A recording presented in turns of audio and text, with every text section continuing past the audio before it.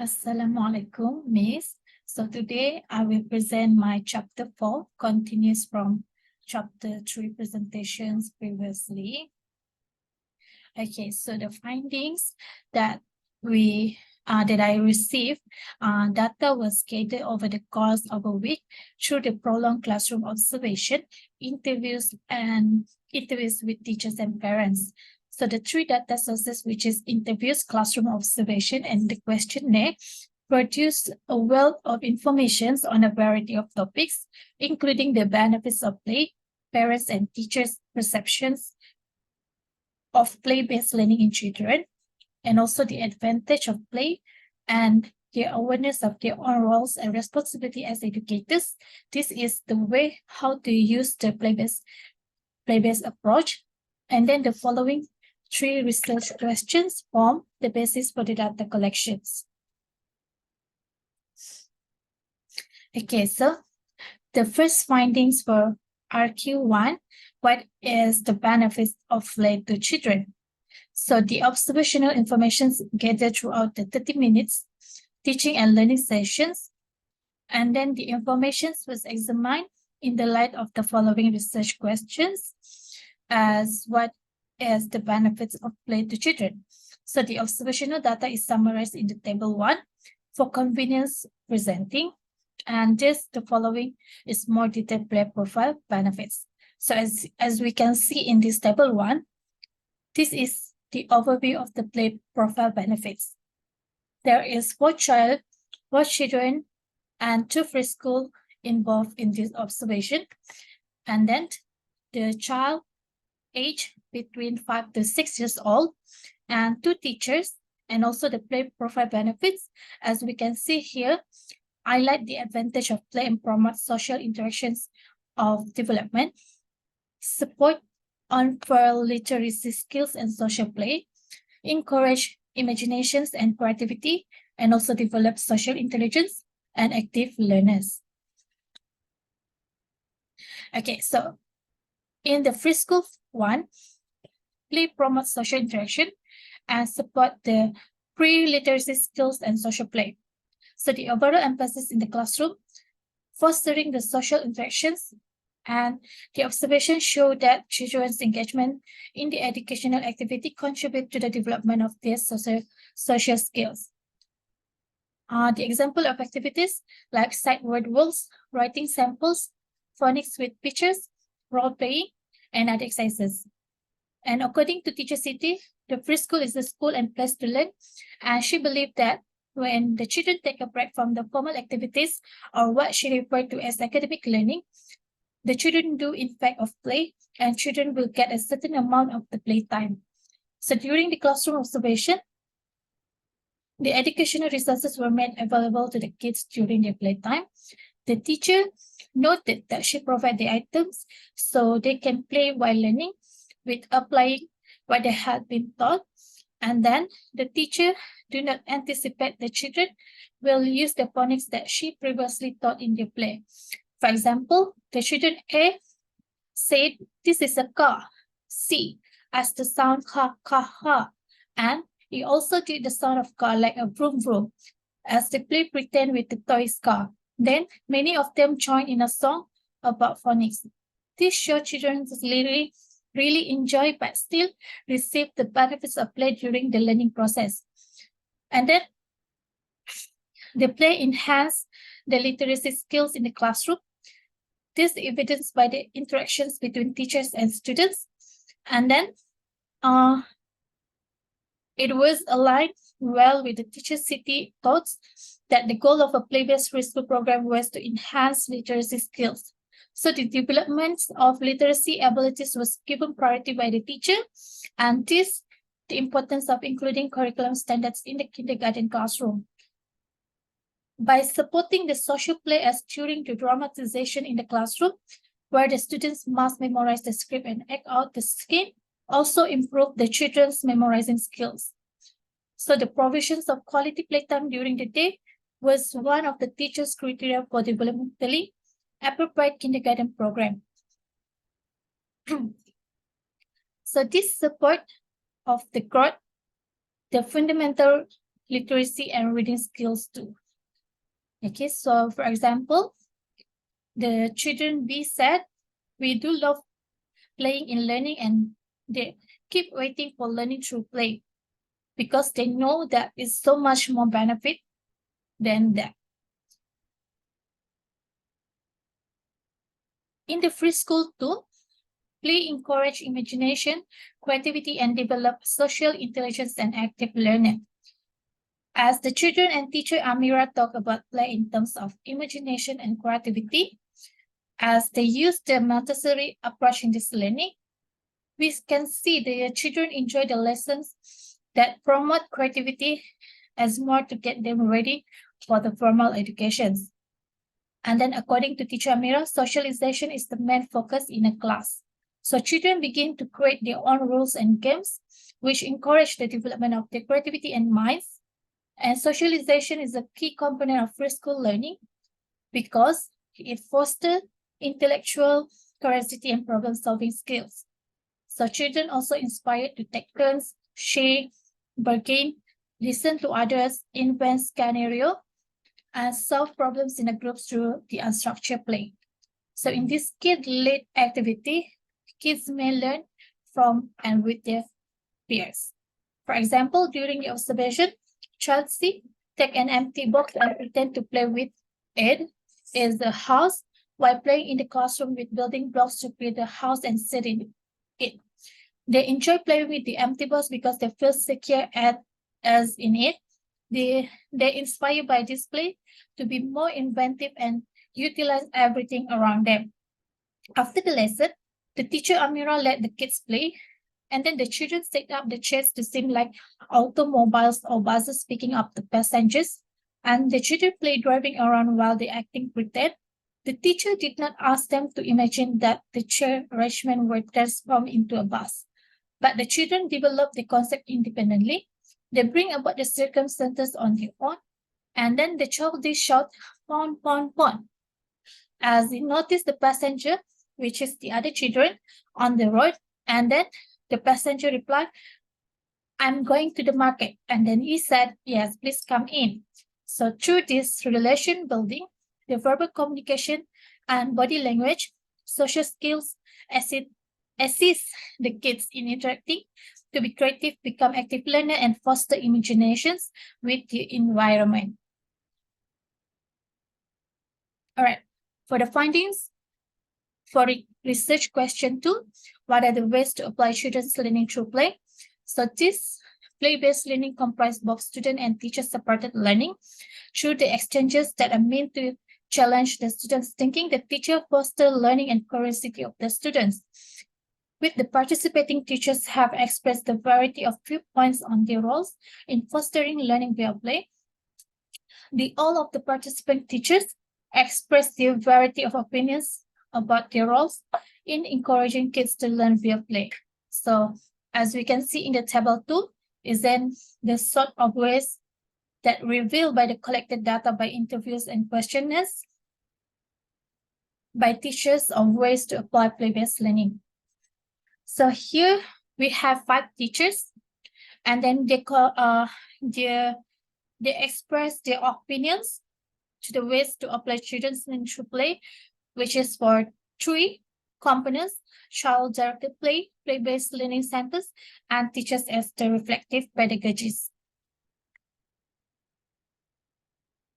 So in child-directed play, all the participants brought their views on the child-directed play, where the child can explore the ideas and put them into practice on their own with the peers in a well-planned, safe environment, which is indoors or outdoors, with the help of long amounts of uninterrupted time that teachers can provide. Teachers can support children's self-directed play when they follow their lead and do things like hold the baby doll when it is provided, or obtain more wooden blocks when the ones they have all used up by the children's creations. Child-directed play gets more complex and linguistically best when children enter preschool and the beginning of the elementary school. Plus, because of the kids develop and carry out their own play ideas, it will require less instructor engagement and children start to invent structured games on their own, with different kids acting out roles they have negotiated. For example, when playing house, kids choose who will be the mommy or sister or even the pet cat. So during this time, developing plans begins to take shape, and kids will gain from having the time and space to design activities that last for several days. The second component, which is play-based learning centers, according to all participants, daily tasks can provide enjoyable learning opportunities. By creating play-based learning centers, this is a simple approach to include play into the classroom regular activities, because it is the first step to have the necessary materials available to include more play into the daily routine of the class, whether it be a collection of boxes on a shelf or conventional play centers like blocks, dramatic play, and sand, or among the others. The center also can have puzzles, puppets, and building blocks that teachers can use into the lessons in the classroom. So the children can learn new things through the acting out, making things, and offering assistance. Children learn about themselves and their place in the world through play. So the curriculum was heavily to be child-led and play-based. So this play-based learning provides children with a framework for learning where they can investigate, experiment, learn, and creatively solve the issue. Children are not just allowed to do whatever they want all day long. Both student-led and teacher-designed learning opportunities necessary for the successful play-based learning strategy. So teachers can plan and reporting where they influenced by their daily observation, and the teacher must carefully develop and carry out the play-based learning activities and to be effective.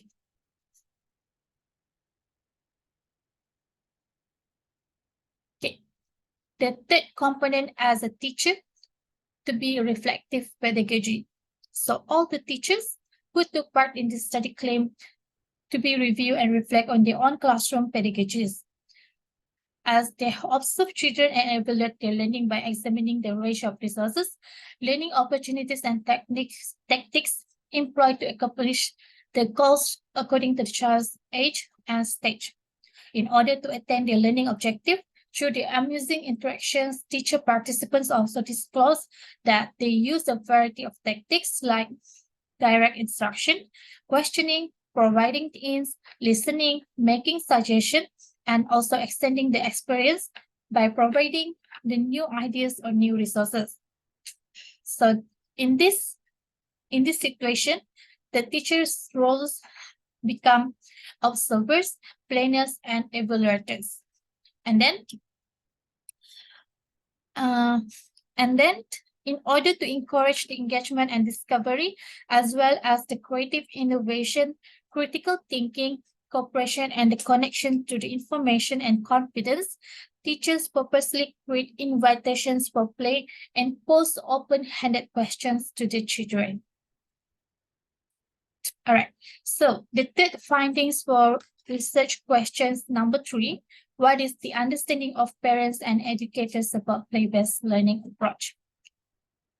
So these sections complies with the study's third goal, which is to understand the parents and educators' perspective about learning in play. And the findings for these sections organized into parents and teachers in general. The teachers and parents who took part thought that they had aided in the learning and work. From the data analysis, 4 perspectives were identified as shown in the table 3. So as we can see in the table 3 is the overview of parents and educators' perspective about children's play in learning. So there is 5 teachers and 5 parents. So the understanding about play in learning was divided into 4 components, which is play is learning without knowing children's learning. Play is both disadvantages and benefits. Positive beliefs about play-based learning and play for social development. All right. So play is learning without knowing children is learning perspective. So in this study, all participants described the curriculum program the child was receiving as being play-based. But as a result, some intriguing concepts regarding play came into being. For instance, play in learning was considered as a valuable activity since it was guided by the teacher and incorporate reading and numeracy focus, which is allowing children to learn without realizing they are learning. So the participant appears to be suggesting that play is very beneficial if the kids are learning even they are not aware of it. So many of them look at from this perspective. For example, they learn a lot without even realizing it. There are many games, and some parents believe the children's view everything as a game. So they do tasks like measuring and laying out the materials. The children's actually learning, even though they are don't aware of it. Okay, so the children don't even realize they are learning because they are engaged in play activities, which is a wonderful thing. And some concept regarding the qualities of play emerging from these descriptions of parents given above. Okay, and then according to the perspective also, the activity is play, if it is a game or hands-on components. Play also entails something distinct than reading a book while seated. So play is value as long as it also clearly focuses on the valuable school-based learning, especially for literacy and numeracy.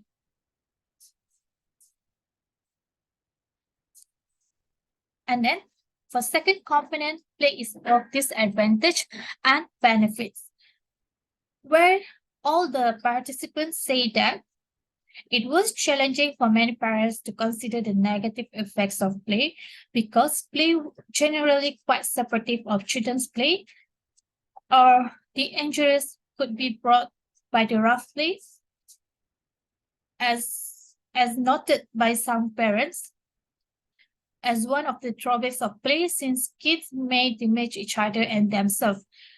Paradoxically, these parents did mention that their child more benefit from the experience as long as their child were not seriously wounded. Because they said if you give the children too much freedom, they could get hurt. Bullying and fighting may occur in a social setting, but the child may discovering the world possible by the drawback and it also as a benefit. So parents and teachers emphasize children should play at the right time, in the right setting, in places that acceptable in society, even they did not see many negative aspects of play. And children also must understand when they have to play, when they have to study hard in school. And parents also generally agree that play was desirable and helpful for their kids' learning and development, but they thought play should be culturally appropriate based on the circumstances and environment, which is children should be allowed to play energetically with toys like balls both inside or the outside of the home, but not during worship or in the aisles of the grocery store. And then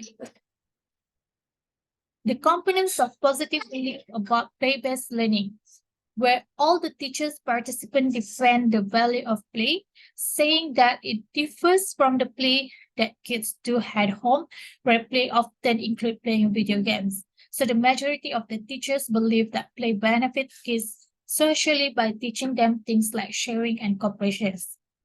Teacher defend play nonetheless demonstrated a conviction in the drawbacks of play in comparison to academic pursuits.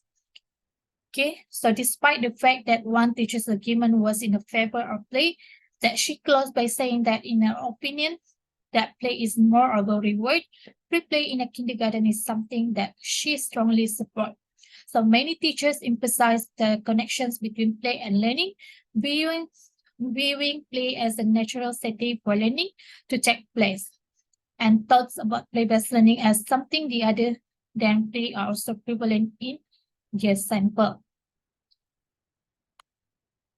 And then the last components for findings is play for social development. In our interviews, parents and teachers emphasized that social connections was one of play's most significant advantages. In order to adapt into society, the social contact includes interacting with the others, like peers, parents, and also the teachers, as well as their oneself. Furthermore, through play, kids could learn appropriate ways to converse, compromise, and settle disputes. The findings imply that play eventually helps kids in developing them to be open-minded and sense the trust for the others while enable deeper discourse to arise. And the participant placed a lot of emphasis on play's social benefits, where play teach children things that school doesn't, like how to interact with the others and how to learn about culture, society, and personal space. Play is linked to children's social development where they learn to relate to people and situations. Children acquire social skills, attitude development, teamwork abilities, and the ability to handle social issues during play. So children also develop the set of social norms when playing with their friends, including how to maintain self-control and put up with the irritation in a group context. So this namely has taking turns and learning to be collaborate with the others, heroes within this area. So the finding conclusion here, play-based learning for children that wish after this study identify the common themes using observations, interviews, and questionnaires. The researchers' initial discovery was that everyone who took part in the study agreed that play is crucial to children's learning mastery and social development. Play was deemed to be of absolute importance by almost all the participants, and this group consists 4 children, 5 teachers, and 5 parents. Play-based learning demonstrated by the teachers and kids with their advantages and the practical applications. So parents and teachers who state that play was moderately essential and who had views on how children learn via play shared this idea. In terms how play is viewed by the teachers and parents who participate in this research, the majority of them believe that play serve the variety purpose, including but not limited to bettering socialization and behavior, enhancing creativity, and fostering problem-solving skills. They also agree that play might help children to problem-solving abilities, and play has a big impact to their creativity. And they also agree that play promotes socializations and behavioral modification. So overall, play has a good effect on the children's learning capacity. And this was confirmed by the discovery that play is a key component that fosters creativity and problem solving according to the parents and teachers. And according to this study also, in order to attend this goal, play must be imaginatively created. Interview and survey findings show that for play-based learning to reach any desirable goals, parents and teachers need to be creative and skilled in play. And behavioral modification and also socializations strongly positive correlate. So this caught people off guard because kids usually look forward to playing time because it will allow them to interact with their friends. All right, so now chapter 5. So discussion. So this study seeks to understand the learning through play become a crucial technique in fostering children's learning engagement and social development. And through the 3 research questions, what are the benefits, what are the ways to apply, and what is the understanding of parents and teachers about the play-based learning approach. So to create true graphs of the phenomenon under investigations, the research data were gathered from the 3 sources which is classroom observation, questionnaires, and interviews. So discussions for findings 1. For the first finding based on the first research questions, it was found that learning through play was discovered to be both pertinent and commonly employed in the preschool when it was characterized as enjoyable, meaningful, iterative, socially engaged, and actively engaging experience for children and makes them focus on improving social, emotional, and creative skills. So the variety of impact studies on this active learning, collaborative and cooperative learning, experiential learning, guided discovery learning, inquiry-based learning, problem-based learning, and project-based learning, and also the Montessori educations explicitly address each of the characters of play and emphasizes the development of holistic skills.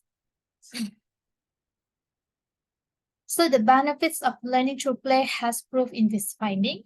For instance, the teacher discussed how iterations were used to investigate novel ideas or concepts and how peer interactions was used to promote the social emotional learning. So the conclusion is crucial because it implies that rather than proposing a fully new learning paradigm that will necessitate considerable systemic reform, schools can avoid change fatigue and start from where they are to refine and increase implementation. Discussions for findings number 2. The sample of preschool instructors survey appear in how to support the significance of a play-based approach or how the play-based approach in the social and literacy development of young children. So, in fact, all participants agree that kids enjoy to play. Many teachers still included in their lessons to promote teaching and learning. So the primary reasons why play has been used include time management, material management, control over children, proper space and teacher skills, and strong administrations and parental support. It could be said that the favorable response to play-based learning indicates that teachers acknowledge play as beneficial to children's development, and the ways to utilize the play-based method will assure the effective learning. Because they are confident in their ability to incorporate play activities into their classroom instructions, so many teachers were polled appear to have expressed their opinions and views on how to embrace play-based activities.